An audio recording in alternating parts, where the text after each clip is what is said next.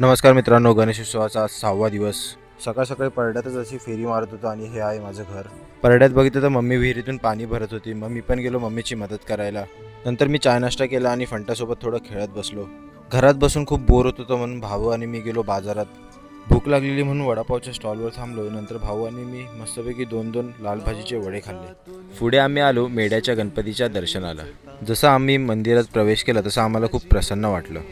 मंदिरातील गणपतीची मूर्ती ही 500 किलोची आहे आणि ही पंचधातूने बनवलेली आहे. मंदिराच्या मधल्या भागात तुम्ही उभं राहून वरती बघाल तर तुम्हाला अष्टकोनातल्या 8 गणपतीचे दर्शन होईल. प्रसादामध्ये आम्हाला मोदक भेटले आणि मोदक खूपच टेस्टी होते. पुढे आम्ही गेलो रॉक गार्डनला. रॉक गार्डनला फोटो काढून थोडा व्ह्यू एन्जॉय करून घरी आलो. घरी जेवून थोडा आराम केला. नंतर या चिल्लर पार्टीसोबत गेलो दांडी बीचवरती. दांडी बीचवरती माझ्या आत्याचं गणपतीचं विसर्जन होतं. हे तुम्ही पाण्यात बघतायत त्याला मांडोळे बोलतात. हे समुद्राच्या लाटेने येतात आणि लाट पाटी गेल्यावर परत जमिनीत जातात. ह्या शिंपल्यांच्या आत जे मांस असतं त्याला काढून